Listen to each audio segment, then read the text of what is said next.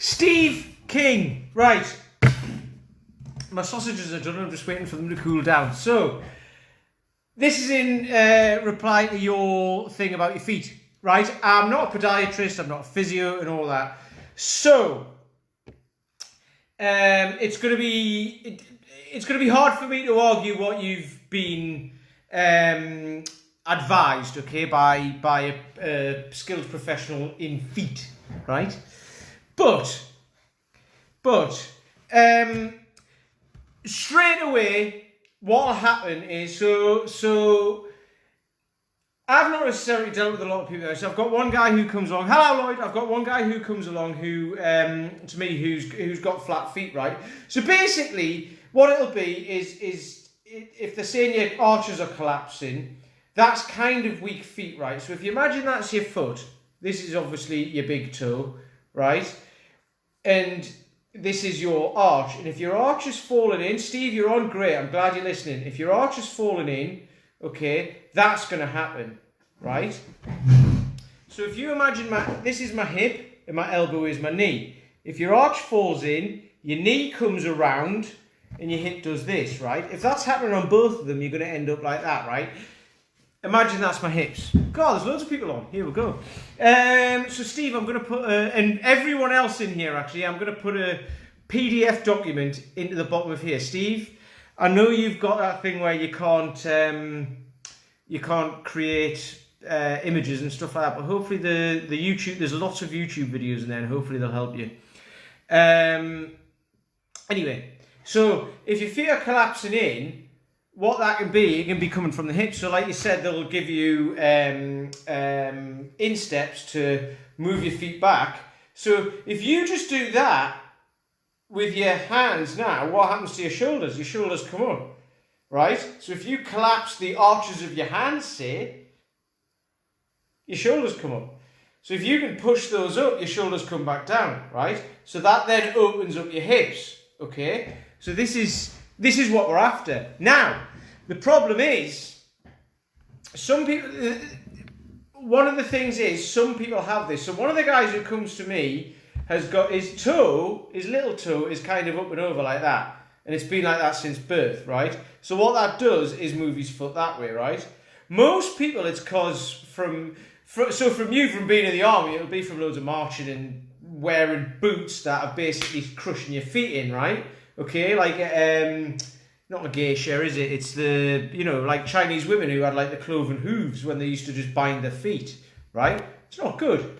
Okay, so that's why I wear shoes. I don't know if you've seen the trainers on the videos and stuff. I wear shoes that are like at least one size too big for me. At least one size too big for me, because I like, unless I'm going walking or something like that. If I'm going walking miles and miles and miles, I'll wear boots that fit me. Okay, but I don't wear them all the time. Obviously, I wear shoes that allow my feet to spread, because most shoes these days will do that to your feet.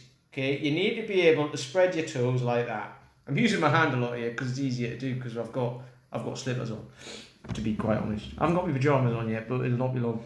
Anyway, so, where was I? Yeah, so, if it's from being in the army and doing lots of marching and wearing boots that restrict your feet and all of that sort of stuff, then what you can do is you can learn to strengthen your feet. And this is why we say, when you do a squat, what you want to think is edges of your feet, right? So when you do a squat, you're thinking of, say, this. I'm using a squat as an example because this is a big thing. But you want to create an arch in your foot, and to create an arch in your foot, you put it on the floor and you rotate your foot outwards, okay, and push all of the weight to the edge of your foot. So what's happening is when your foot falls in, this edge is then hovering. This can't take any of the force because that transfers it up through your knee. Your knee will then cave in, and that'll not be able to take the force, so it'll take it to your hip. Okay? And then this side is trying to grip the ground and create force, and that creates shortness here, okay, which will then cramp up and get sore. Okay? Rather than rotating your hip out, turning your foot outwards, rotating it out, and then it's kind of gripping the ground with your foot like that. And then that creates that arch, okay? That's what we're after. And then what happens is, so you can even see it on my hand there. So imagine this is the bottom of your foot, this is the ball of your foot, these are your toes obviously, and it'll come round there. Okay, that's the outside of your foot. So this is the bit, this is the arch, and this is the bit that you want to be working, okay? So it could even be that you've got tight plantar fascia, right? Right, okay, so stop squatting. If you squat on your toes, stop squatting. So you need to do mobility instead, which I'm gonna put a PDF in the comments when I've done this for you. Okay? Stop squatting. If you're squatting on your toes, it's not good. Okay? This will help everyone else, by the way. Everyone else who's watching this, check out the PDF when I put it in there. It's gold dust. It's gold dust, to be quite honest. And I can't believe I'm putting it in there, but for free. But there you go. You can all have it because it'll help everybody. Okay. Anyway, so what was I saying? So like that, and then this is the bit you want. Okay. So what you can do, what'll help is if you get like a golf ball or a hockey ball or tennis ball or whatever, just roll it around on the bottom of your feet. Okay. Chris Rocker's in. Hello. How are you doing? Is that you? Yeah, it is you. Yeah. And Mark's in. Hello, Mark. So just roll it around the bottom of your foot. But what you want to do is roll it across the top, down the side, and then up here. Across the top, down the side, and up here, right? And that'll free it up. Okay? So, a little bit of anatomy type stuff for you. There's fascia that... So you said you had tight hamstrings as well. And that will be linked, okay? Because... Okay, Steve. Oh no, I thought that was the other Steve. That's you, Steve, who I'm talking to. So there's fascia that runs around your body. Okay, so there's muscles. Okay, that move joints. So like the bicep muscle does that. Okay, it allows you to do that. Things like that. Muscles that move joints. Okay, there's fascia that connects those muscles together. Okay. In a chain, so that's why when you do something and you hold something, it locks in place like that. And if your shoulder's not working properly, it's out like that. It'd be really hard to hold something out like that and it'll just fall. Whereas if you can lock it in, all of that fascia works and that actually drives it straight down towards your foot. Okay? Now, there's a line of fascia which runs, so imagine again, this is your foot. If this is the base of your toes, there's a line of fascia which runs from there. Plantar fascia runs across the bottom of your foot, right? Now, if that's tight, it runs across the bottom of your foot, but this line of fascia runs all the way up the back of your body, right? So it runs up your calves, hamstrings, butt cheeks, and then it actually comes in and runs straight up your back, and it comes all the way up your neck, all the way up and over, and joins there, right? So if there's tightness in your feet, that's going to affect that chain of fascia somewhere along that line, okay? It's like an electrical current, okay? So if there's an electrical current going along there, it is going to be stopped somewhere. So if the plantar fascia on your feet is tight, your hamstrings might be tight, your calves might be tight, Achilles tendons. Is this familiar to anyone? Lots of runners and stuff like that. Sore Achilles, tight calves, tight hamstrings. Your butt cheeks, because you sit on them all day, I'm assuming, most people do, are switched off, aren't working. Biggest muscle in your body. So if that's not working, your lower back then takes up the slack for those not working. So then that gets tight. So if you've got a tight lower back, tight hamstrings, tight calves, tight Achilles, and tight plantar fascia, it's no wonder you can't touch your toes and put your socks on, is it? Now, so this is one of the tests that I do. You stand up and try and put your socks on without having to sit down and stretch and all that. You just stand up and put your socks on, right? I can do that. I've done it on a video before. Got loads of criticism for it. Loads of people saying, well, that's very interesting, isn't it? It's like, yes, it is. Because if you can't do it, it's a problem. And it's going to cause problems in later life. So you need to be able to do it. And it's not just a simple case of saying, right, let's keep trying it. It's like, do these exercises, okay? So, doing all the strength work and all that, yoga might help. But yoga it depends what type of yoga you do. Some yoga classes that you go to might be just some lady who knows how to do stretching, right? Stretching a tight muscle isn't necessarily going to help. It'll stretch. So with your feet, say, if they're collapsing in, yeah, I know I am, because this was me. I know I am, Steve, because this was me, right? Because I used to sit at a desk all day. So you've been in the army. I used to sit at a desk all day. You end up with similar things. So in army, you'll have been carrying a backpack. You'll be all shoulders as well. So you'll be all like that. So your shoulders will be up to your ears. They'll be knackered. They'll be sore, tight in your neck. You know, like tight hips. I know. I kind of know I am, which is great.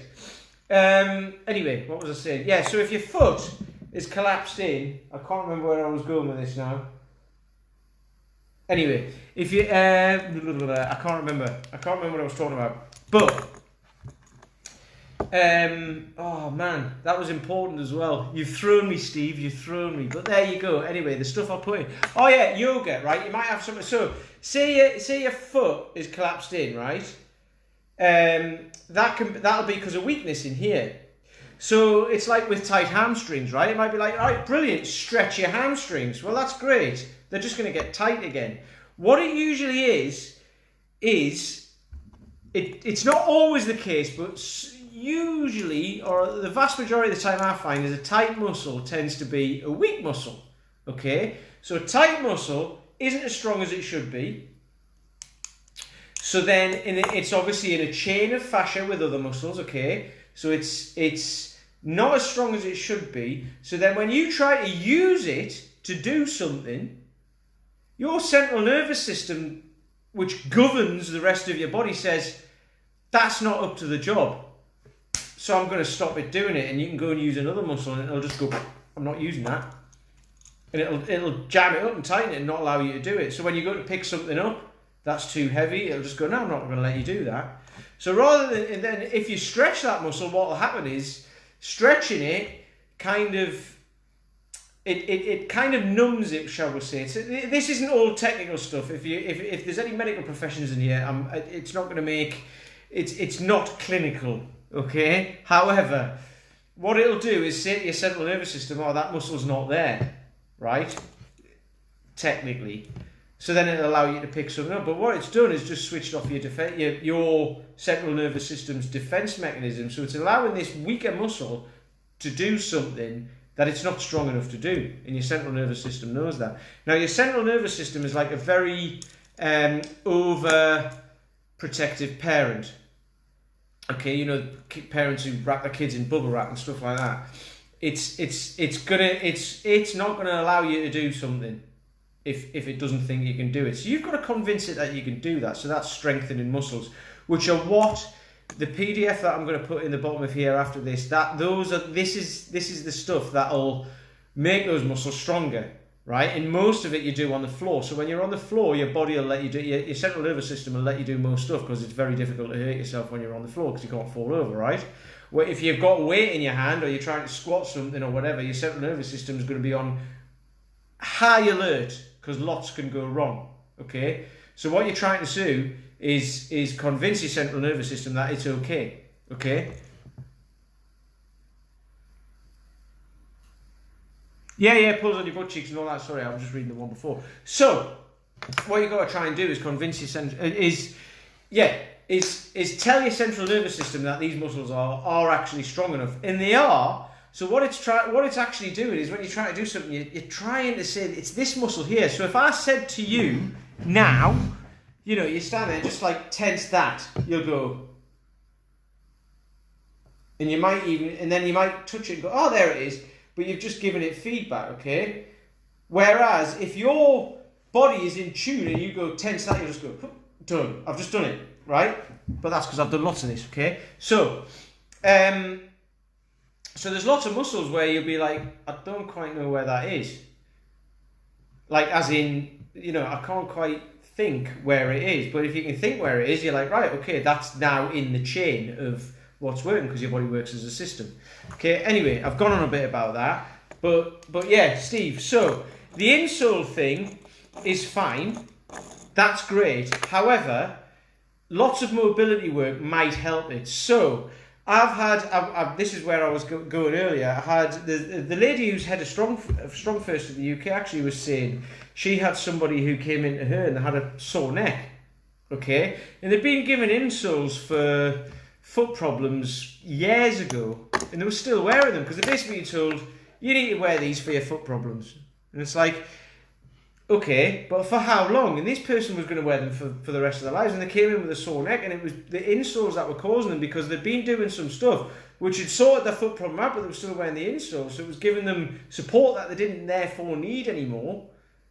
And it actually went up the chain. So like I've just said, it goes up the back of your body on this line of fascia. But there's these lines of fascia that go like all around your body. There's a lot of them. You know, there's in various different directions, like depending on which way you're moving and what force you're generating. So this person was getting a sore neck from the fact that they had insoles. So this lady took the insoles out of the shoe, said, right, let's do some mobility work it out. A couple of weeks later, it was all sorted. So I'm not saying they're not the thing to have. Your podiatrist will know better. But then a podiatrist, I don't know whether they're going to know how how it depends whether they know how the foot, if they just look at feet, or they know how the mobility of the foot affects the rest of the body. Okay? So I'll put this PDF in for you. Hopefully this all helps. I'll put this PDF in for you, and it's very, very simple stuff. You don't even need to go to the gym to do it. You don't need any equipment. Okay? You just need to lie on the floor and breathe, move your head, roll around. So if you move your head, so there's one of them where you lie on the floor like that, and you move your head like that. As soon as you move your head back like that, the muscles down here contract. Okay? So you'll be like that, and that automatically is working that line of fascia I said that goes from here all the way down to the bottom of your feet. It's working on that already. So all of these things link up. So I'd say just have a look at the document, look through it, let me know if you've got any questions, but start doing there's a simple program in there. Start doing the simple stuff, and then let me know how it goes. Do that for a week, 2 weeks, well, do it forever, but, you know, let me know how it goes after the next couple of weeks. Yeah, and then hopefully that'll help. Right, my sausages will be ready now. So, tatty bye. Any questions, by the way? Any questions, anybody? Just ask. So Steve just asked this, and I've done this video for him. I have been doing weekly videos in here with Q&A, but nobody's been asking any questions, so that's why I haven't done any for a couple of weeks. But you can ask any questions at any time, and then when I get time, I'll come in and answer them. Okay? So, cool. Thank you. Hope that helps, Steve.